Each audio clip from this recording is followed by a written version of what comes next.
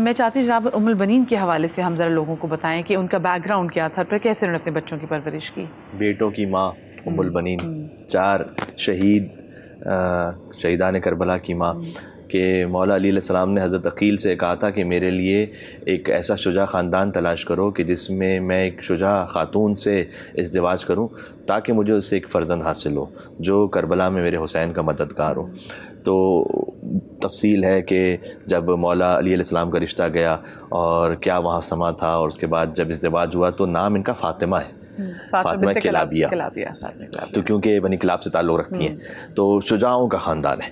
تو جب تشریف لائیں گھر میں مولا علی علیہ السلام کے، دیکھیں عام فطرت پتہ کیا ہے کہ اگر ایک خاتون جو دوسری زوجہ بن کر آ رہی ہیں جبکہ پہلی زوجہ کا انتقال ہو چکا ہے، تو معمولاً ایک فطرت یہ ہوتی ہے کہ اب میرا ذکر ہو یہاں پر، اب وہ جو گزر گئیں زوجہ ان کا ذکر اب ختم ہو جائے آہستہ آہستہ، کیونکہ اب تو وہ ہیں.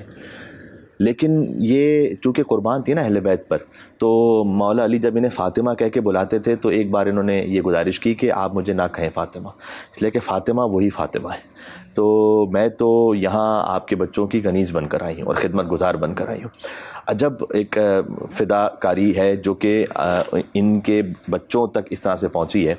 ایک بہت خوبصورت فقرہ ہے کہ کربلا میں عباس جتنا سامنے آئے نا، اس لیے کہ حسین نے تلوار کی تو اجازت نہیں دی نا علیہ الصلوۃ والسلام، تلوار چلانے کی تو اجازت دی نہیں، کیونکہ کربلا میں جتنا عباس سامنے آئے نا دنیا کے، وہ شیر ام البنین کا اثر تھا. ابھی حیدر کے خون کا اثر تو سامنے ہی کہاں آیا تھا، تو حیدر کا جو خون ہے وہ تو اثر آنا باقی تھا، وہ تو امام حسین علیہ السلام نے تلوار روک لی بس. تو جو شیر ام البنین ہے اس کا اثر ایسا ہے کہ جب مدینہ سے چل رہے تھے تو ام البنین سلام اللہ علیہا نے باقاعدہ وصیت کی تھی ابوالفضل عباس علیہ السلام کو، فرمایا تھا کہ دیکھو حسین کے ساتھ جا رہے ہو، بغیر حسین کے واپس نہیں آنا. کربلا میں سب سے چھوٹی قبر ابوالفضل عباس علیہ السلام کی اس لیے کہ ان پر اتنی تلواریں پڑی تھی کہ ان کا جسم ٹکڑے ٹکڑے ہو گیا. تو امام زین العابدین علیہ السلام نے ایک چادر اور چٹائی میں ابوالفضل عباس علیہ السلام کے لاشے کو لحد میں اتارا تھا. اتنی چھوٹی سی قبر ہے ان کی.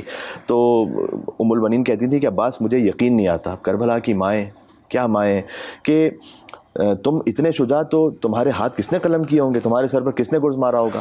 لیکن ہاں عباس، جب میں یہ سنتی ہوں نا کہ سکینہ کو دھماچے مارے گئے، اور جب میں یہ سنتی ہوں کہ زینب سلام اللہ علیہ کی چادر بھی کسی نے چھین لی، تب مجھے یقین آ جاتا ہے. اس لیے کہ اگر تم زندہ ہوتے تو کسی کی جرت نہیں ہوتی کہ سکینہ کو دھماچے مارتا یا زینب کی چادر چھین لیتا. تو اس خاطر ہے کہ ایسی وفا ہے یہاں پر کہ فاطمہ زہرا سلام اللہ علیہ نے عباس کو اپنا بیٹا کہا ہے، جبکہ وہ ام البنین کے فرزند ہیں. اور میدان محشر میں بھی جب بی بی فاطمہ سلام اللہ علیہ تشریف لائیں گی تو یہ فرمائیں گی کہ اس وقت جناب فاطمہ تو زہرا ہے جی، اور نام بی بی فاطمہ سلام اللہ علیہ نے رکھا ہے، عباس کا نام بی بی فاطمہ بتلا کی گئی تھی. میر انیس رحمۃ اللہ علیہ نے زبان حال لکھا ہے کہ امام حسین السلام جب جا رہے تھے نا مدینہ سے تو گویا قبر زہرا سے صدا، ایک زبان حال ہے، تخیل ہے کہ ہاں بلاؤ میرا عباس دلاور ہے کدھر، وہ فدا ہے میرے بیٹے پہ میں صدقے اس پر، شکم غیر سے گو ہے پا وہ میرا ہے پسر.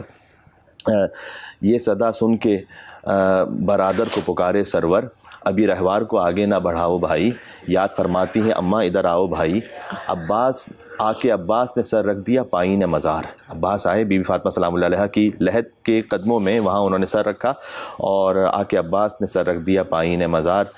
بی بی زہرا سلام اللہ نے فرمایا کہ میں تیری غربت پہ نثار، اپنے پیاروں کے برابر میں تجھے کرتی ہوں پیار، دھیان بھائی کی حفاظت کا رہے اے زنہار. بی بی فاطمہ نے عباس کے حوالے کیا تھا حسین کو، کہا کہ دھیان بھائی کی حفاظت کا رہے اے زنہار، کوئی غربت میں اسے مار نہ ڈالے بیٹا. اب بی بی فاطمہ عباس کو بیٹا کہہ رہی ہیں کہ کوئی غربت میں اسے مار نہ ڈالے بیٹا، میرا شبیر ہے اب تیرے حوالے بیٹا. تو یہ ام البنین سلام اللہ علیہ کی وہ وفا تھی کہ جس کو بی بی فاطمہ سلام اللہ علیہ پورے خانوادہ اہل بیت نے اتنا اس کا احترام رکھا، اتنا ریگارڈ کیا کہ بی بی زینب سلام اللہ علیہ پرسہ دینے جاتی تھی ام البنین کے گھر پہ بعد از واقع کربلا. اور جب امام زین العابدین بھی عباس کے بیٹے کو دیکھتے نا مدینہ میں تو اس بیٹے کو دیکھ کر کھڑے ہو جاتے تھے، عباس کے بیٹے کو دیکھ کر، اور کہتے تھے کہ عباس کا احسان ہے، اس کے باپ کا احسان ہے ہمارے خانوادے پر. تو عباس کے بیٹے کو دیکھ کر گریہ فرماتے تھے. تو سلام ام البنین سلام اللہ علیہ پر، اور سلام مادر حسین بی بی فاطمہ زہرا سلام اللہ علیہ. اور جب جناب عباس کی بات کرتے تو ان کے ساتھ جہاں پر جناب زینب کے ساتھ جو ان کی بانڈنگ تھی، ان کی بڑی بہن تھی، تو وہاں پر ایک ننھی بچی کا ذکر ضرور آتا ہے جن کا نام ہے جناب فاطمہ. تو جناب سکینہ، ویسے تو امام حسین کی 3 بیٹیاں تھیں، جناب فاطمہ کبریٰ، فاطمہ اوسط اور جناب فاطمہ صغریٰ، جن کو جناب سکینہ کے نام پہ ان کو یاد کرتے ہیں. ان کے میں چاہتی ہوں کردار کے حوالے سے بات کریں کہ انہوں نے کیا کیا شان نبھائی ہے، کہ کس طریقے سے جناب امام حسین جب روانہ ہوئے ہیں بس آخر رن کے لیے، تو انہوں نے کہا ہے کہ تم اپنے آپ کو ویسے تیار کرنا، اور کیسے پھر بیٹی نے باپ کی وصیت کو لے کے آگے چلی ہیں؟ دیکھیے میں آپ سے عرض کروں کہ اب وہ تو اپنا شہادت کی منزل پر فائز ہو چکے تھے، انہیں سب کو پتا کہ یہ شہید ہونے جا رہے ہیں۔ مجھے سمجھ میں نہیں آتا کوئی ماں، کوئی بیٹی، کوئی بہن اپنے بھائی کو یا اپنے بیٹے کو یا اپنے شوہر کو مقتل گاہ کس طرح بھیج سکتی ہے۔ اللہ، یہ بڑے عجیب مراحل تھے، وہاں پر لفظوں میں بیان نہیں ہو سکتا کہ سیدہ زینب اپنے بھائی کو جو سفر میں ان کو چھوڑنے کے لیے تیار نہیں تھی، اب ہمیشہ کے لیے انہیں مقتل گاہ بھیج رہی ہیں۔ سیدہ سکینہ چھوٹی ہیں، ننھی ہیں، اب میں اس کو کیا بیان کروں کہ انہوں نے کس طریقے سے اپنے والد کو بھیجا اور کس طریقے سے وہ بار بار پلٹ کر آتی تھی، بابا سے پیار کرتی تھی، انہیں پتہ تھا کہ بابا واپس نہیں آئیں گے، وہ ڈھونڈ رہی تھی۔ تو یہ سارے کے سارے وہ خواتین تھی جو میں سمجھتا ہوں مردوں نے اگر وہاں پر شجاعت، دلیری اور بہادری کے مینارے بن کر نظر آئے، وہاں خواتین جو ہے صبر و شکر کے مینارے بن کر نظر آئے۔ تو میں اس مرحلے پر ایک پیغام ضرور دینا چاہوں گا کہ دیکھیے ہم ذکر حسین کرتے ہیں، مجھے کہنا چاہیے کہ میں سوال بھی اپنے آپ سے شکوہ ہے کہ ہمیں فکر حسین بھی کرنا چاہیے۔ بالکل، ہم شہادت امام علی مقام کو بیان کرتے ہیں، ضرور کیجئے، دنیا کی سفاک ترین داستان ہے، اور داستان کس پر؟ اہل بیت رسول پر، خانواد رسول پر گزری، اور گزارنے والے بھی وہی تھے۔ لہذا شہادت امام حسین کی طرح ہمیں مقاصد شہادت امام حسین کو بھی ضرور ذکر کرنا چاہیے۔ ہم یہ تو کہتے ہیں کہ حسین زندہ باد، ضرور کہنا چاہیے، ہم یہ کہتے ہیں یزید مرد آباد، ضرور کہنا چاہیے، لیکن میں کہنا چاہوں گا ہمیں یہ بھی کہنا چاہیے حسینیت زندہ باد اور یزیدیت مرد آباد۔ یہ نعرے لگتے ہیں، بالکل نعرے حسینیت لگتے ہیں۔ ایک پوری فلسفی ہے، حسینیت ایک پورا ضابطہ حیات ہے، حسینیت ایک پوری کی پوری زندگی گزارنے کا ایک ایسا سلیبس ہے، اور یزیدیت اس کے بالکل متضاد اور متصادم چیز ہے۔ جہاں ہم یہ کہتے ہیں لا الہ الا اللہ، اللہ کے سوا کوئی معبود نہیں ہے، جب ہم یہ کہتے ہیں اس کا مطلب ہے معبودان باطلہ کا ہم نے رد کر دیا۔ اسی طرح جب امام علی مقام کا ہم ذکر کرتے ہیں تو یزیدیت ان کے بالمقابل ہے، ہم اس کا انکار بھی کرتے ہیں۔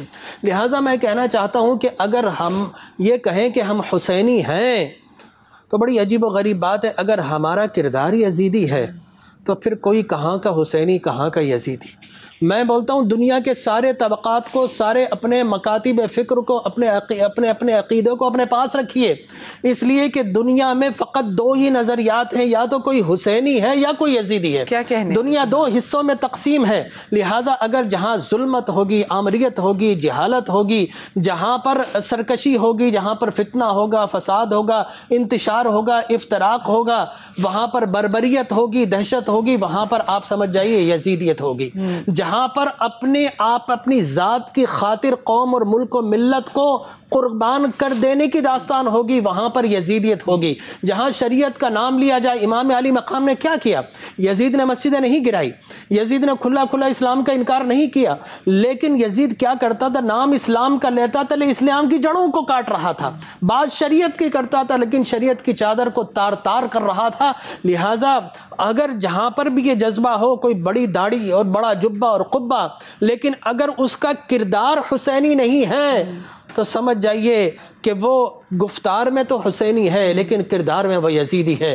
اور جہاں پر آپ کو بقائے اسلام نظر آئے، جہاں پر شرف انسانیت نظر آئے، جہاں پر جد و جہد انسانیت نظر آئے، جہاں پر اظہار آزادی انسانیت نظر آئے، جہاں پر بقائے آدمیت نظر آئے، سمجھ جائیے کہ وہاں پر حسینیت ہے۔ امام علی مقام کا پیغام تھا کہ میرے ماننے والوں، اگر تم میری طرح سر کٹوانے کا جذبہ نہیں رکھتے تو کم از کم تم ظالم کے سامنے سر اٹھا کر جینے کا حوصلہ تو حاصل کرو۔